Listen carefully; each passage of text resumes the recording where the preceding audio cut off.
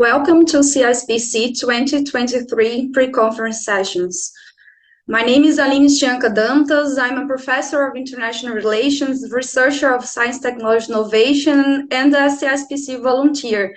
I'm currently speaking from Brazil, and it's a pleasure to moderate these short talks. We will start this second short talk session, which will feature 6 short talks from a range of interesting subjects and accomplished speakers. Each talk will be around 8 minutes of presentation, followed by 2-3 minutes of questions. We request you to submit your questions through Q&A on the bottom of your Zoom screen, and we encourage you to upvote preferred questions. Before we begin, CSPC would like to launch a demographic poll. Our first speaker is Dandu Tua, the Deputy Director General of South African Department of Science and Innovation. He's going to talk about Canada and South Africa's strategic science diplomacy partnership, making science diplomacy real beyond the buzzwords. Please, Dutua, the floor is yours.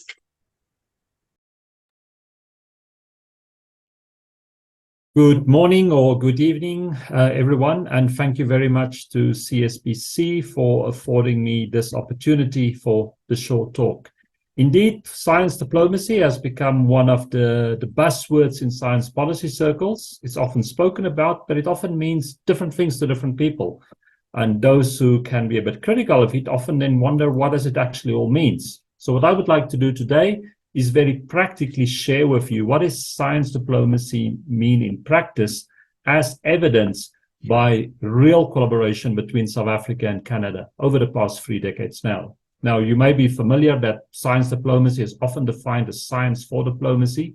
That is the role science plays to advance international relations. And there I will look at a role science played to build relations between Canada and a young democratic South Africa. But science diplomacy is also science in diplomacy, and that is the role of international cooperation to respond to global challenges. But then science diplomacy is also diplomacy for science, and that's how we use diplomacy to advance global science. Now, for some on the call may not remember, but there was a time where South Africa was not the democracy we're enjoying today. We were a country which was ruled by an oppressive regime, which implemented the policy of apartheid, but we became a democracy in 1994, not least also because of thanks to the support of countries like Canada. And during those years, the contribution from Canada largely was through the IDRC, was to assist a young democratic South Africa, a new country, to formulate a science policy. And it was really as a result of that Canadian collaboration that South Africa today, almost 30 years later, we have a sophisticated national system of innovation, which was actually a policy concept we borrowed from Canada. And many of our flagship science, technology, and innovation policy initiatives we learned from Canada, such as, for example, our Centers of Excellence program, our Research Chairs program, our tax credit for our R&D program. And that cooperation, that support, that policy learning through science helped then to strengthen and develop a new relationship between the young democratic South Africa and the Canadian government. But science diplomacy is also the role of science to respond to global challenges. And today we have in South Africa, through our Department of Science and Innovation and the Canadian government, through Innovation, Science and Economic Development in South Africa, since 2019 now, we have a formal partnership where we regularly meet to exchange experience, expertise, share policy perspectives, and launch joint programs to respond, for example, to challenges such as COVID-19, jointly promote science cultural literacy, or advance science policy objectives such as open science, and most importantly, also invest in the mobility of scientists between our two countries.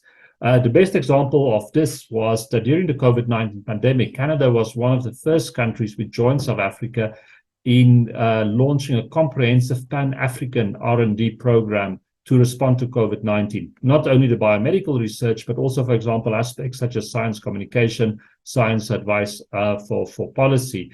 And it saw significant investment through both the Fonds de Recherche de Québec as well as IDRC from Canada in this joint effort. Today, we are ongoing policy dialogues and partnerships being developed with Canada, for example, looking at responding to climate change and clean energy, with a focus on the hydrogen economy.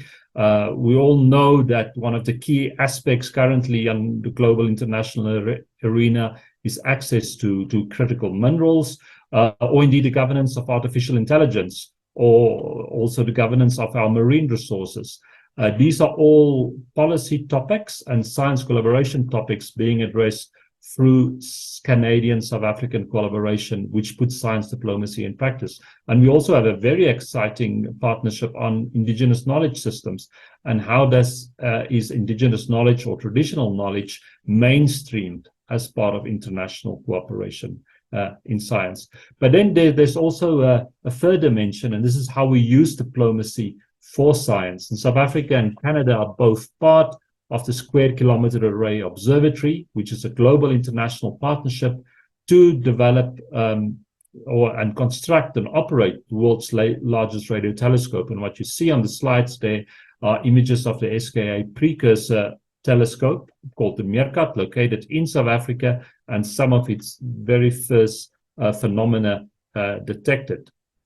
And what is quite significant here is that for a partnership of this kind, we require diplomacy, we require international law, and we require the creation of a fully fledged international organization, the SKO, dedicated for science, similar to the likes of CERN.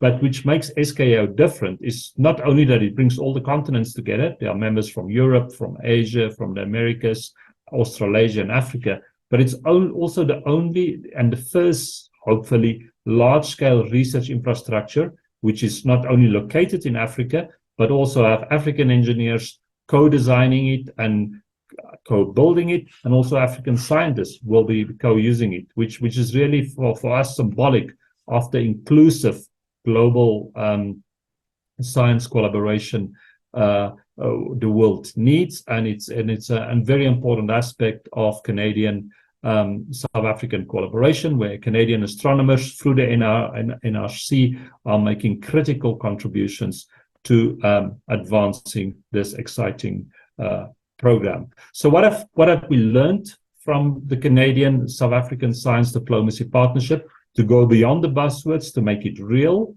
It has to be relevant. It has to speak to current challenges. It cannot only be academic discourse, as we see with the development of the science policy in South Africa. It has to be responsive, being able to very quickly respond and address to new priorities, as we saw during COVID-19. And it has to be robust in order for a long term, because it depends on relationships in order to for long-term sustainable collaboration. And as I'm coming towards the end of my 8 minutes, let me recall the words of our first democratic president, Nelson Mandela, who also was named an honorary citizen of Canada in 2001. And he spoke the words which I think still rings very true, that one's respect for diversity within your own society and your tolerant and civilized manner of dealing with the challenges of difference and diversity had always been our inspiration. And it was those relationships,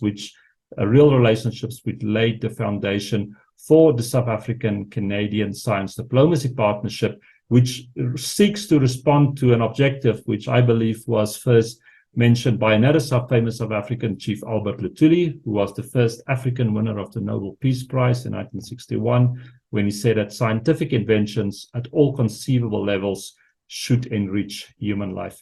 Thank you very much for your attention. I hope this snapshot gave you an insight in the South African-Canadian collaboration, which certainly from the South African side, we are eager to continue.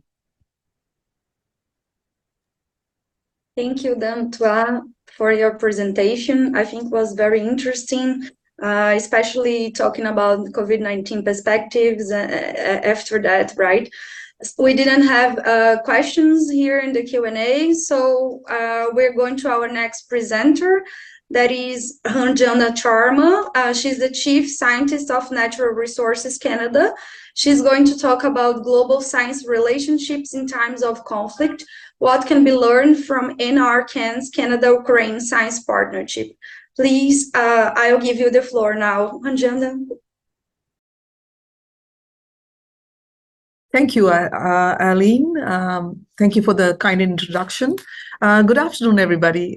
So as Aline mentioned, I work at Natural Resources Canada, or NRCan, and it is my pleasure to be speaking to you today. I normally work on the traditional unceded land of Algonquin and Anishinaabe nations, but today I'm joining you from Halifax, which is the unceded territory of Mi'kmaq nations. So how did our Canada-Ukraine Science Partnership Program originate? Let me speak a little bit about that before I go on to the lessons learned. As you may know, as some of you may know, that since February 2022, Canada has worked to support Ukraine during its turbulent and unrelenting period of its history through financial, military, humanitarian, and immigration assistance. One such initiative is the Canada-Ukraine Science Partnership Program, which started in NRCan, also abbreviated as CUSP in the rest of my discussion today. You may also know that the Prime Minister of Canada officially announced the Canada-Ukraine Science Partnership Program in October of 2022 as one of our responses to the invasion. At that time, many scientists, particularly women, were, and they continue to be, forced to leave the country, abandoning their scientific careers. So that was the genesis which got us thinking about how can we contribute as a department to this important initiative. So CUSP was established to offer temporary employment to eligible scientific and technical professionals who were fleeing the war in Ukraine. Now, the applicant skills and knowledges are appropriately matched to the available opportunity which exists in Natural Resource Canada and with our partners. Based on this program, currently, we are hosting scientific and technical professionals from Ukraine working in labs and offices across Canada, including in some of our key provinces, British Columbia, Alberta, Ontario, and Quebec. The contribution of these professionals that have come to Canada include very important research that we are conducting here at NRCan. It includes experiments to develop processes for producing materials that are needed to make stainless steel, for example, in a way that is potential to release greenhouse gas reduction processes, expertise in wind energy research and development, and processes involving seismic data. And last but not the least, performing research in material and technologies that are of critical importance in Canada. CUSP is the first initiative of its umbrella program called Canada International Science Partnership, the intent of which is going to be to enable NRCan to work with partners who share not only the common goals in R&D space, but also in strengthening international scientific collaborations. Lessons learned from our CUSP program, which I will come to in a minute, have helped us in numerous mechanisms in hiring the scientists, as well as in collaborating with provincial government and other academic institutions with shared interest. Let me give you an example. The province of Alberta, for example, is the first provincial partner to create a similar initiative to CUSP. The CUSP Alberta project, modeled after our initiative at the federal level, also aims to hire scientific and technical professionals from Ukraine, and specifically in the energy sector. We will continue to support Alberta by providing them the list of candidates, as well as for the lessons learned from our experience. Over the past year and a half, the Canada-Ukraine Science Partnership has demonstrated the importance of preserving scientific pursuits across the globe. It is a strong example of support for Canada's science diplomacy, which encourages international collaboration filled with curiosity, research, and intellectual discussion and teamwork. I also wanted to mention, similar to my colleague who spoke before me, there are quite a few best practices and lessons learned from the CUSP initiative, including, first of all, the process on how to expedite some of the movement of the scientific professionals into Canada. There are other lessons learned, for example, how to be able to twin some of our projects in different countries without financial burdens. There is a vast community of scientific professionals willing to, for example, collaborate and data share and work collectively as an international community. I will end by closing and extending my heartfelt thanks to several other federal departments who have joined us through this process and has made this program a success. Together, we have strengthened the scientific community to come together and support in times of strife. CUSP has also helped many individuals to continue work where their work was stopped and could not have taken place. With that, I will pass the floor back to you, Eileen, and happy to take on any questions if they are in the chat. Thank you, Ranjana, for your presentation. It's very interesting to talk about science, technology, and innovation in times of conflict, right? So we have one question here, is from Val Ostapenko, and the question is, how can Ukraine scientists learn about and apply to this program? How many positions are available? You can answer now. Happy to take that on. So currently we have about 20 Ukrainian professionals who have come to Canada and are working in our labs, as I mentioned, across the country. And in terms of how you can access this program, there is a website at NRCan, and I'll be happy to share the link as we are going through these talks in the chat function. And so it describes what the eligibility criteria is, as well as the opportunities that might be available in specific areas of NRCan. So happy to share the link with you. It is also available on the GC or the Government of Canada website. If you type in CUSP, C-U-S-P, you will be able to go to the program and get those details. But happy to share that in a minute. So we'll stop there. And there's no upper ceiling to the number. We would like to welcome as many professionals as we can help in this area in this time of conflict. Thank you, Ranjana. So I think we don't have more questions, so we're going to proceed. Now we have our next speakers, Lupin Bettisby and Alison Moore. Our speakers are from SFU. Respectively, they are Knowledge Mobilization Manager and Digital Scholarship Librarian at SFU. They're going to talk about how RMP at SFU is fostering the next generation of science policy experts. Please, the floor is yours. Perfect. Thank you so much. Thank you so much for your attention, everybody. We're really delighted to be here today. Lupin and I are joining you from Simon Fraser University, which is located on the traditional and unceded territories of the Musqueam, Squamish, and Tsleil-Waututh nations. Lupin and I support knowledge mobilization at SFU, and one of the ways that we do that is through capacity building. So with our colleague Valerie Crooks, we started the program that we're going to be speaking to you about today, which is called Research Meets Policy Summer Institute, or RMP, as we call it. We're going to be sharing about how RMP at SFU is fostering the next generation of science policy experts.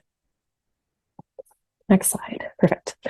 So to get started, we wanted to offer a little bit of background on how this program was developed. So RMP was inspired by a program that is very dear to this community, Science Meets Parliament. So our colleague Valerie participated in Science Meets Parliament thought it was a really amazing and very impactful program. And she wanted to recreate that model at SFU. So the screenshot that you see in front of you on this slide is from an article in The Conversation Canada that was written by Valerie and her former Science Meets Parliament colleagues. In this piece, they argue that including policy communication skill development into professional training will provide the current and future generations of scientists with the tools necessary to engage with policymakers. And this is really the approach that inspired RMP. So the aim of this program is to grow participants' skills to communicate research beyond traditional scholarly and scientific outlets, really focusing on increasing the potential for policy engagement and impact. So to achieve this aim, we sought to create an opportunity for graduate students and postdoctoral fellows across all disciplines to connect with one another and hear real voices and stories of policy and politics while learning skills for communicating their research for impact. In developing this program, we took an EDI lens, equity, diversity, inclusion, throughout our planning and implementation to make sure that was kind of baked into what we were working on. So RMP is structured as a 1-week, half-day virtual summer institute. We've run it every July since 2021. We admit a cohort of 30 graduate students and postdocs from all disciplines. And we bring in faculty content facilitators who are speaking to each of the topic areas. And each day also features a complimentary policy presenter or political experienced folk sharing their experience as well. So the topics include understanding the policy landscape, listening and understanding audiences, accessible writing, and media engagement. And we keep participants engaged with a mix of activities, including an orientation session, a swag bag, a welcome kit, daily check-ins with each of the folks, speed networking, assignments, breakout rooms. We do a last day demonstration of learning, and we provide peer and expert feedback throughout the program. So now I'm going to hand it over to Lupin to discuss how things have gone. Thanks, Ellie. Hi, everyone. Yeah, so we have been having a great time running this program, and extra great because we feel we have achieved some of the goals that we set out for ourselves. So we actually did a pretty comprehensive evaluation in year 1, and then we've been maintaining that evaluation over the next 2 cohorts. And we look at satisfaction and of the training experience, but also the impact and use of what they've learned. And we've identified a number of successes. So it's been a popular program, evidenced in part by the fact that we always get more applicants than we have spaces. So it is a competitive application process. And we probably get somewhere between 55 and 70 applicants for those 30 spots from our community. Over the last 3 years, we've had, of course, 90 participants registered, and approximately 86 of those have completed all the requirements to receive a certificate at the end of the program. We have been successful in engaging participants from all 8 of the faculties here at SFU, which means, you know, from the BD School of Business to Applied Science and so on. That has provided a really rich learning environment, the interdisciplinary aspect of that. We have had diverse speakers across government roles, faculties, years of service or experience, positionality, and so on. And also, I would say, diversity in our participants as well attending. And we really have made an effort, like Ali mentioned, to be inclusive, and we have, and to create an inclusive space for people to learn. And our participants have reported that they felt supported and comfortable in the space and engaging and participating, which was really important to us. And finally, we've seen an impact. These are just a couple of examples on the screen here of different stories that our participants have later, after participating, gone on and written and had published in The Conversation in the province. And there is a number of other examples of engagement as well. Oh, that one was a little bonus one there. We wanted to share this quote from a recent participant that really highlights for us the success of the program. "This was the best professional meets academic training program I have ever attended. It was a warm and empathic space to learn incredibly useful skills. Not only will I be carrying these skills with me, but I have a better idea of where I want my career to head in the future based on my likes and dislikes discovered from the Institute. Thank you." So yeah, big smiles when we read that quote in our evaluation. So a couple of takeaways for us.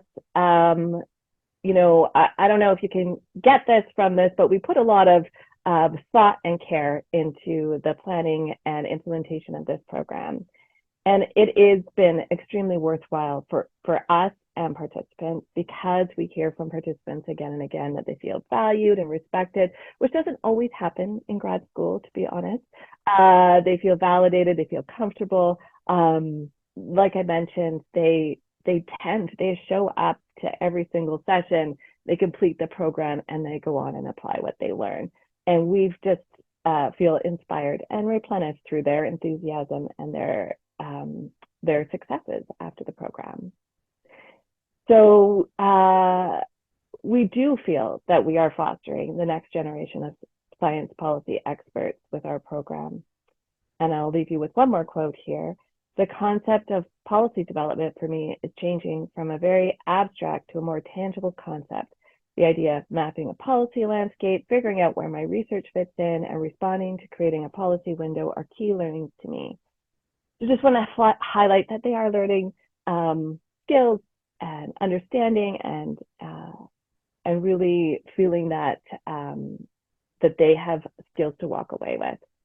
And we want you to do this too. So if you're interested, we have a lot of resources. We will put them in the chat for running the program.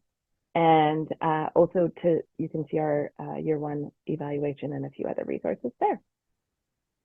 And feel free to get in touch if you want to learn more. Thanks.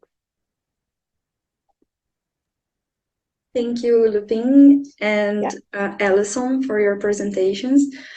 We have one question here. Someone anonymously said that the program is amazing, and if you could, the granting council support such science policy programs to scale up across Canada, if it's possible. I have no idea, but I think anything is possible, honestly, Aline, and I would be very happy to collaborate or explore that question further with someone that knows more about the granting councils that this person's referring to. And we absolutely think it can be scaled up, and we have the resources to support teams to do that. Thank you for your answer. I was also curious about what kind of skills are improved, and if you have surveys and results about the impacts, and also in terms of jobs, something like that.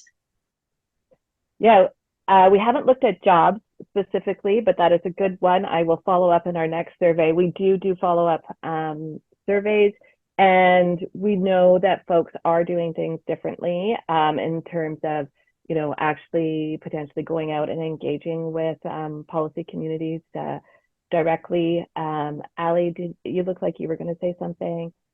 Just that I think even by exposing folks to potential careers through bringing in those policy speakers, we haven't necessarily made that connection to see if they're taking the leap to kind of go that way themselves. But many folks do say in those feedback surveys that they didn't even know that those kind of careers were an option for them, and they can see how their research would lead them to a career in the policy sector. So I think we are very much encouraging people to think kind of broadly about the skills and experience that they're learning in their graduate training and how that can come into industry and policy spaces. Very interesting. Thank you, both of you. So now we are going to our next presenter.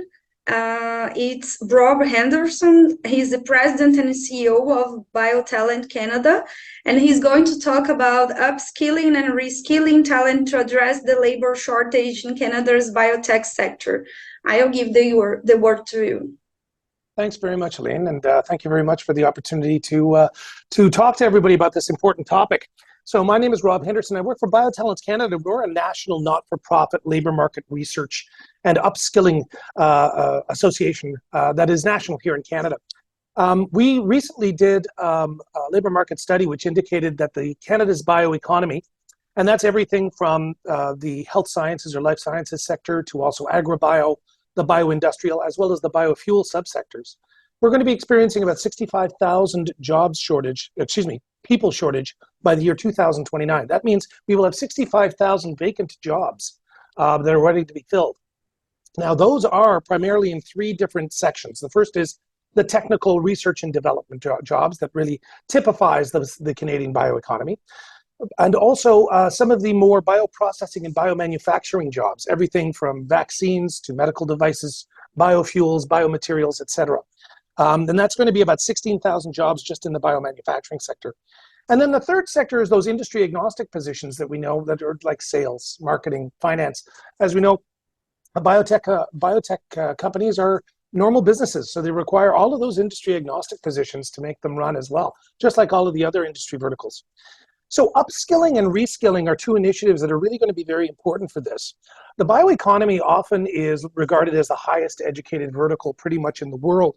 So upskilling is very important for those individuals who have had education, good educations in STEM. One of those upskilling initiatives that we have been working over the last several years with the federal government is the Student Work Placement Program, or more generally, Work Integrated Learning. The reason why these have been so important in this sector is because those essential skills, the skills that we all take for granted, those learning how to work with people, numeracy, presentation skills, etc., those are actually the skills that are the most in deficit within the bioeconomy. That's very similar to other industry verticals. And it's very difficult for companies to get people who have had those enhanced skills, because as we know, our universities and colleges do a great job of teaching students the theory of science. They often really fall short of teaching them the business of science and how to function as an employee within a typical business. So these work integrated learning positions where students are able to have a paid co-op or internship within companies while they're completing their studies have been really integral to integrating them and as a source of new employment for these companies. However, there's just not enough of them. We've already placed about 14,000 of them in the last 5 or 6 years. But as I mentioned, we're going to be experiencing 65,000 deficit in the year 2029. So where else do these people come from?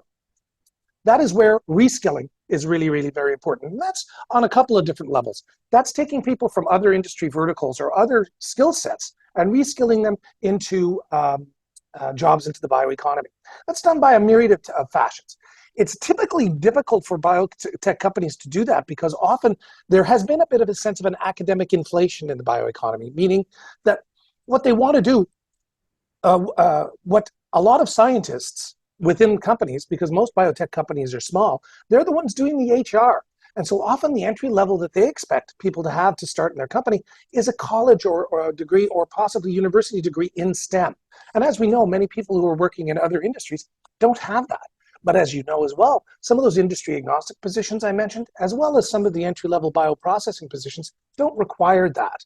So it is going to be a question of changing our mindset within the bioeconomy just to take a look and reskill people for the specific skill sets that they require for those positions, instead of relying solely on academic credentials.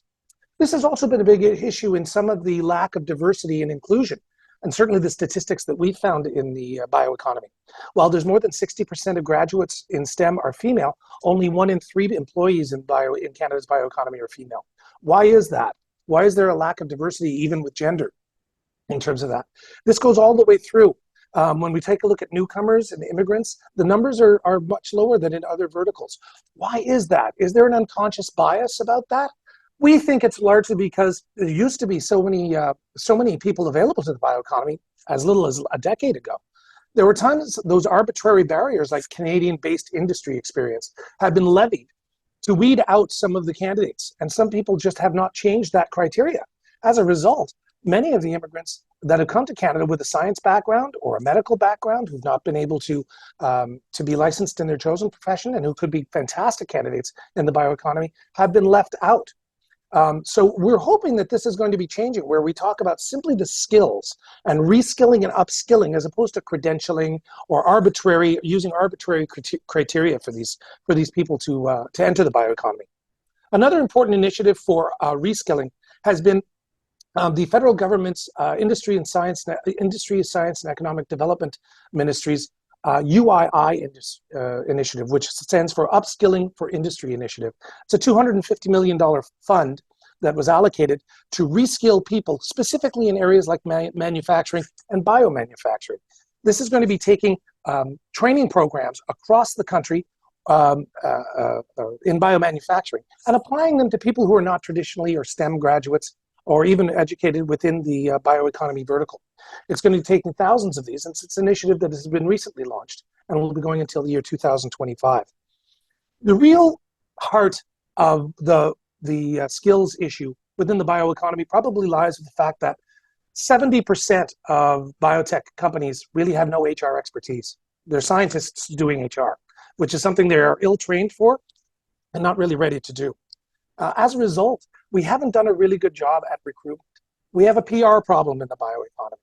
A lot of other people who are outside the bioeconomy don't understand what our industry is, that it can pay 20 to 25% more for those industry agnostic jobs within the bioeconomy than other verticals, that we're excellent corporate citizens, that there's so much more to the bioeconomy. It's much more diverse than simply pharmaceutical manufacturing, which is what most people typically think that. But we've had a really tough time with PR, and the scientists that are doing the HR have had a very difficult time in recruiting the kind of people that we want to come into the bioeconomy. As I mentioned, those essential skills, those success skills that are common to success in any vertical are amongst the biggest deficits that we've been experiencing within Canada's bioeconomy.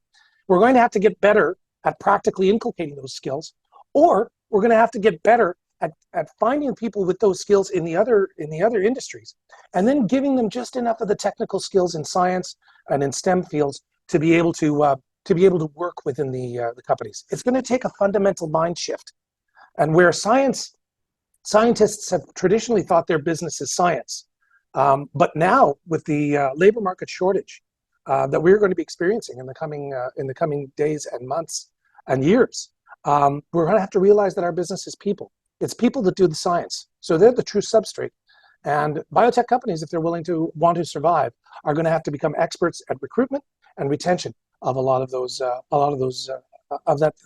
critical part of their companies, and that is people.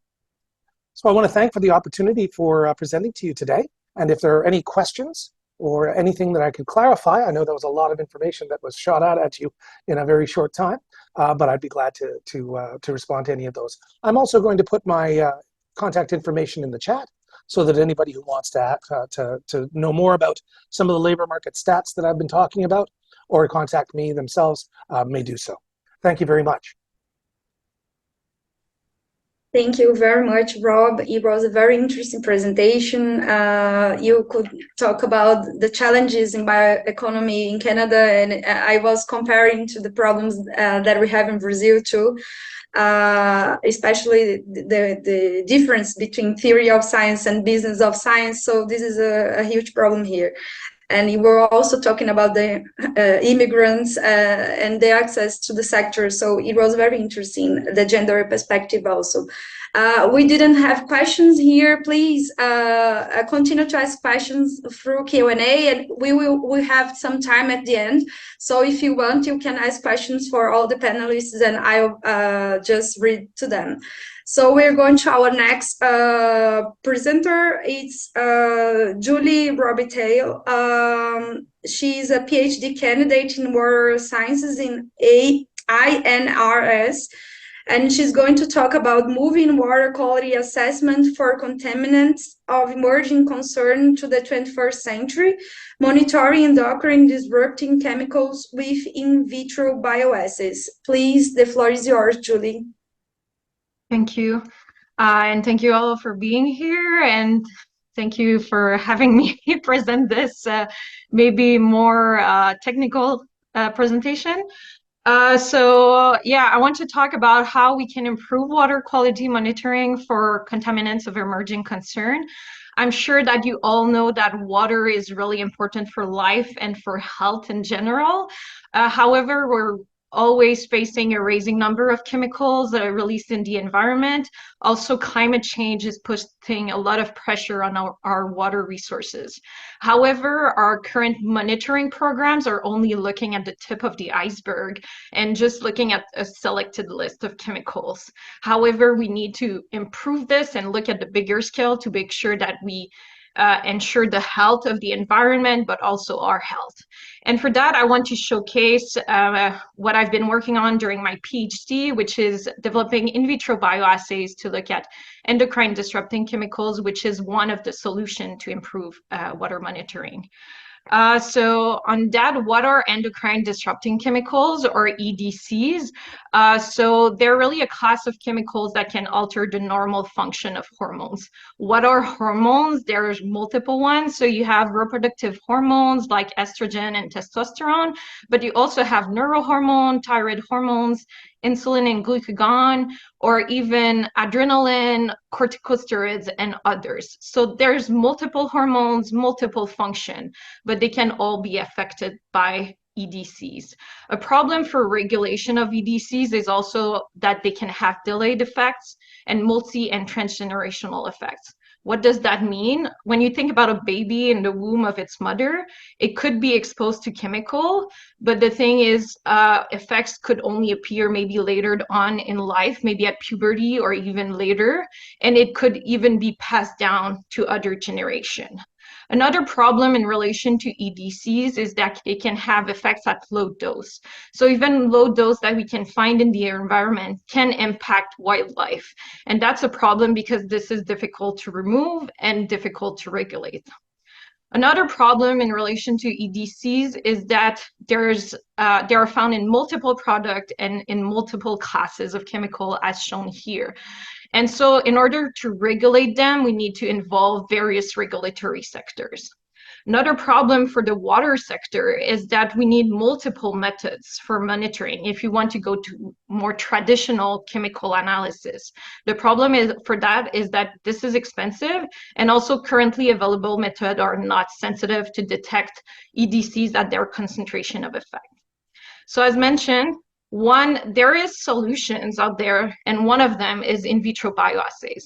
So what are bioassays? They're bioanalytical method which can quantify the activity of a compound or a mixture. In our case, the mixture is water, and this can be either in vivo or in vitro. And traditionally in Canada and other countries also, we have been using in vivo assays, such as the acute toxicity test in rainbow trout or Daphnia. In those tests, we really look if the animal will die or not if you expose them to wastewater. However, we want to decrease animal use, and also we want to look at more chronic toxicities such as endocrine disruption. And that's where in vitro assays come in. And one of the most widely used in science is the estrogen receptor transactivation assay, where we really look if any compound in the water is estrogenic, such as bisphenols or even the contraceptive pill, and if there is, the cell will light up and we can quantify that. And so my project with the government of Quebec was really to assess the usefulness of those tools. So for that, we wanted to look at more estrogen compounds, but also androgen compounds, so like testosterone. And we wanted to compare it to more traditional bioassays, such as the fish short-term reproduction assay. And so what we discovered throughout my PhD is first that we can detect estrogenic and androgenic activity in wastewater effluent in the province, either in cities or in industries. But we also discovered that we can link the in vitro activity to arrest of reproduction in fish. So that could give us the basis of like further down regulation, because there is a correlation between the two. Moreover, we showed that traditional chemical analysis for monitoring are not useful for EDCs because they could barely explain what was the observed effect that we saw in our studies.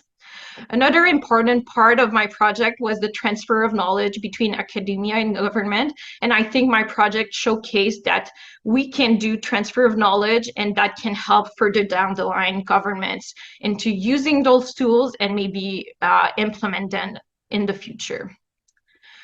Moreover, during my PhD, I had the opportunity to do an internship at OECD and co-wrote the report that you see here on the slide. And this report really showcased that other governments are leading the way about improving monitoring for water quality. And one of the more advanced is California, which is the first state to implement the use of in vitro bioassays in its policy for monitoring recycled water. They have the estrogen assay that I've been talking about earlier. Moreover, a lot of European countries are really more advanced than us on in vitro bioassays, such as the Netherlands, which have been using them on a more routine basis for multiple types of water close to the city of Amsterdam. Even if it's not formalized in their policy, they were able to inform on risk related to contaminants in their water and better manage their water thanks to that. So based on what I've learned throughout my PhD, but also at OECD, what can be done in Canada? I think we could already start doing a lot of things to improve our water monitoring. And the first one would be to implement or at least do trials of in vitro bioassays at a larger scale, because we already have existing monitoring framework for water either at the provincial level, but also at the federal level. So it would be easy to just add one step to those monitoring and at least try it. I really think also Canada should foster innovation either in academia, because we barely have any research lab working on those tools, but also with industry, either biotechs, but also water testing companies that do not have that expertise for in vitro bioassays, and that will further down the line provide those services if we want to use them in the future. And finally, I think we should contribute to international efforts to standardize and provide guideline development for those new tools, because currently everything is ready on the science side, and it's really the last stepping stone that will help us to move from science to policy. So on that, I would like to thank my whole lab, the government of Quebec, as well as OECD and all my funding, and all of you for listening.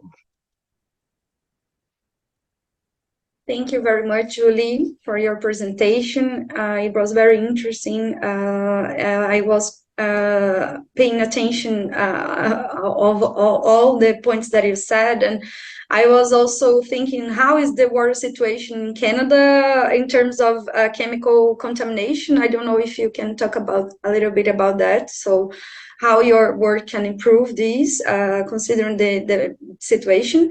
And I think we don't have questions, so it's just that. I mean, we know depending on cities and that we have contamination. The thing is, as I mentioned, that except for rare studies that look at all those compounds, we don't know much. We just know the list that we're testing, which is less than 100 chemicals. And usually it's more metals, which is still important to look at. But for new contaminants, we know there are some. We mostly look at them during spills, but we don't know much except for that. So we need to improve that. So we need more studies, right? Yeah. Thank you very much. So we are going to move to our next speaker, that is David Hall. He's a professor and associate dean of graduate studies in the Faculty of Veterinary Medicine at the University of Calgary. And he's going to talk about the options for managing wood bison health in Canada, considering the rights holder and stakeholder values in policy formulation. Please, David, the floor is yours. Thank you, Aline, and good day, everybody. Thank you for coming to the talk, and thank you, CSPC, for inviting me. I'd like to talk a little bit about a project that I'm leading, and it addresses wood bison. People often call them buffalo. Wood bison in Wood Buffalo National Park.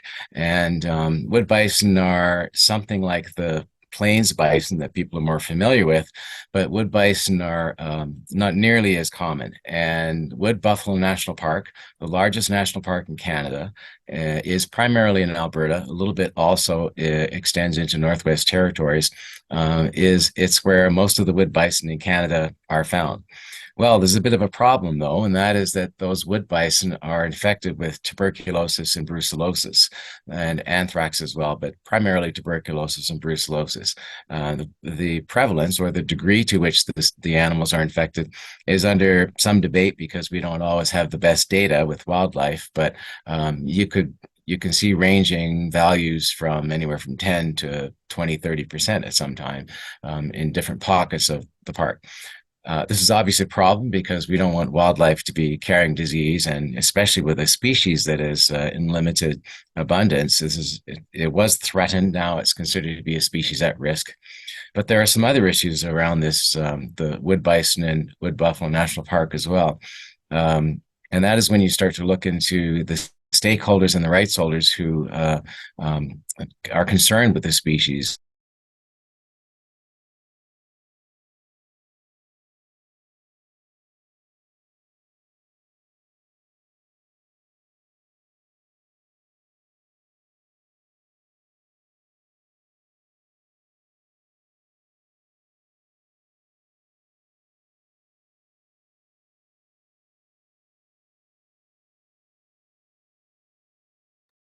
Yeah, I think we lost the connection. So just to wait some minutes to see if he's going to come back. Sorry about this technical problem. I think he's back. Oh dear. David, please, you can start again. Sorry. Sorry about that. Here in the University of Calgary, we're supposed to have one of the strongest connections, so my apologies. Right. So I was just talking about the stakeholders and rights holders and the Indigenous community. In terms of other stakeholders, though, we have the cattle producers, and they are very concerned about the bison because cattle in Canada does not have brucellosis and tuberculosis. And if we find it, which is very rare in the cattle populations, if we find it in, I'll say, more than a couple of premises, then we lose our national accreditation, which is respected globally for having freedom from disease in our cattle.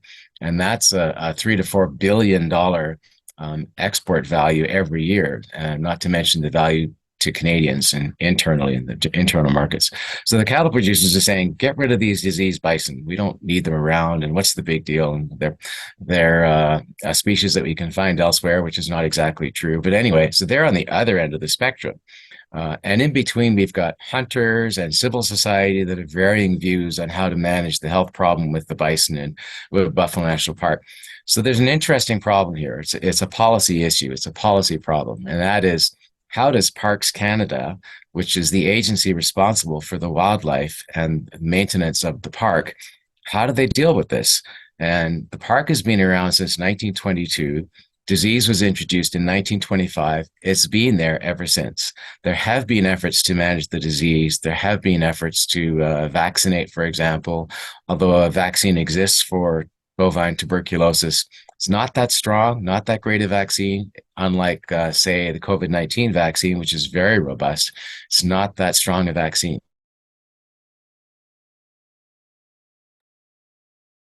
I think we lost him again. Let's wait some minutes. Sorry about that again.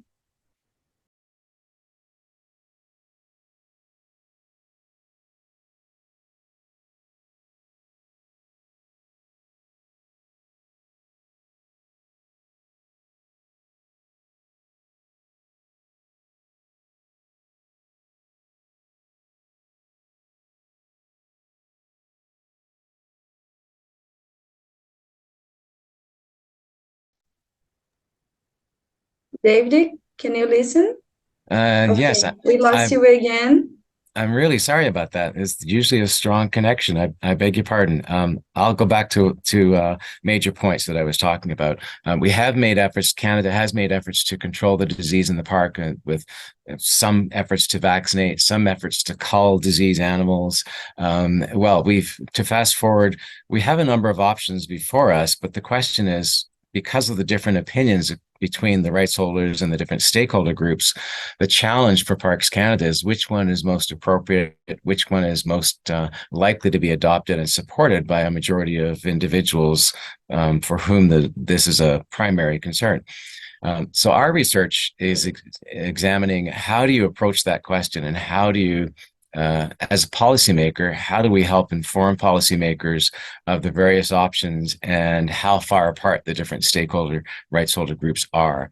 We used a number of techniques. I won't go into them all, but as scientists, I think most of you would recognize questionnaires are valuable for gathering quantitative and qualitative information. We're also using focus groups. We meet with the elders of various Indigenous communities. We meet with cattle producers, meet with a wide spectrum of individuals. We've had input from hunters in particular to address the various options. And Parks Canada is interested in knowing not just what does it cost, what are the various options and what would they cost, but they're also interested in knowing to what degree would civil society, to what degree would the Indigenous groups support these various actions that we might take as a policy, Parks Canada might take as a policy to control this disease. So some of the lessons that we've learned that are of most value are that, sure, we can gather knowledge, attitudes, and practices. We can gather information on ranking of values. We can also use some various quantitative tools to estimate what is how far apart are different groups in terms of their values, and what does that mean for potential conflict in agreement. Those are interesting tools to use, and they help quantify some of those policy questions. But more than anything, we've learned that the Indigenous voice really needs to be heard by everyone else. The various Indigenous groups are all telling us we're not a homogeneous group, we're heterogeneous. Let's understand that different First Nations communities may have different opinions, but for heaven's sake, Parks Canada needs to hear our voice, and so too the cattle producers, and so too civil society. And we feel that at least we've moved forward in that regard. At least we brought people across the table, and we brought the different opinions to the forefront, where we're at least able to take a next step forward and say, here's where there's agreement, here's where there's disagreement, and now let's try and formulate some policies to make a next step in that approach. With that, I think I'll stop and see if there are any questions, Aline. Thank you very much, David, for your presentation. I think we don't have questions here, but if the audience has any question for you or the other panelists, please feel free. This is the moment. And the other panelists, speakers, if they want also to ask questions to each other, please feel free to do it. So I think we don't have questions. We should just proceed then. So we are coming to the end of these short talks. Thank you so much for attending this session. I also like to thank all the amazing speakers for their time and presentations. We encourage you to stay tuned for future pre-conference events and check the CSPC website and social media for details. We will be launching now a short poll for feedback. Please fill that out before exiting the session. Thank you and have a good day. Bye. Thank you all.